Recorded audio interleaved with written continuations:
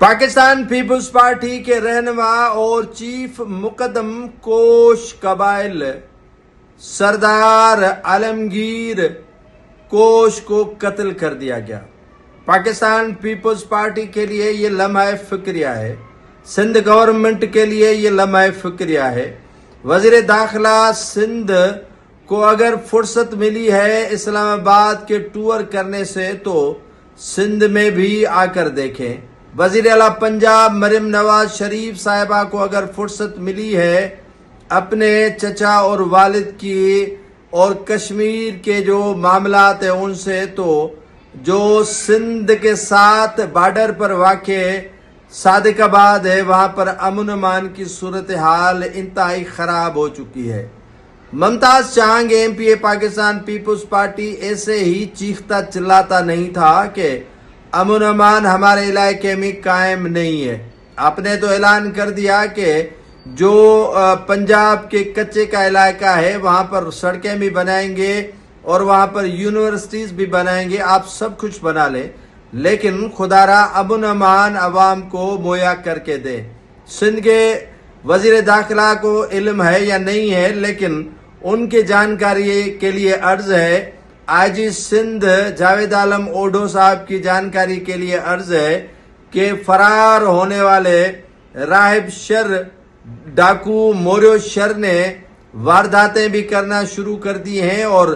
10 से 15 पुलिस एहलकारों की मौजूदगी में सख्त सिक्योरिटी में फरार होकर हुकूमत की कलई हुकूमती रिट को चैलेंज किया है। हुकूमत की कलई भी खोल दी और हुकूमती रिट को भी चैलेंज कर दिया है। आज रात जो है वो एक वाकया, जो अफसोसनाक वाकया रूनुमा हुआ है पंजाब के इलाके सादिकाबाद चौक चढ़ड़ दीनू शाह बोमीवाड़, ये कोई थाना है वहां का, और जो मेहमान बनकर आया था कोश कबीले के चीफ मुकद्दम और कश्मीर कंदकोट के नायब सदर सरदार आलमगीर कोश को उनके गार्ड और जो मेजबान थे यासीन कोश, उनके बेटे नाजिम यासीन कोश को शहीद कर दिया गया। ये चैलेंज दिया गया है मेलाव कोश की जानिब से कि उन्होंने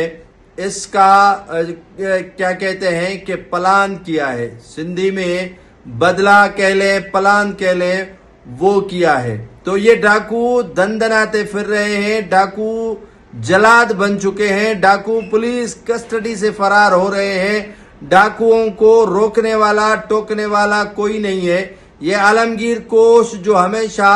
बेहतरीन फैसले करते थे, सुलह की तरफ आगे बढ़ते थे, जो हमेशा आवाम की बेहतरी के लिए काम करते थे, जिसने काफी कबायलों के दरमियान सुलह करवाया, उसको राह से हटा दिया गया और राह से हटाने के बाद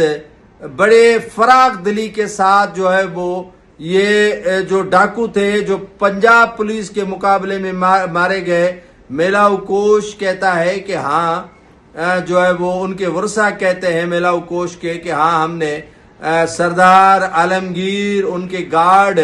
और मेजबान को कत्ल किया। नाज़रीन, ये ऐसे वाक़े नहीं रूनुमा होते, लेकिन इसके पीछे बड़े बड़े हाथ होते हैं। इसकी जो है वो बाकायदा तौर पर आप ये कह लें कि सारी मॉनिटरिंग होती है, सारी कुछ इनकी जो है वो सर्चिंग होती है, उसके बाद ही ऐसे वाक़े रूनुमा होते हैं। कैसे किसको पता चला कि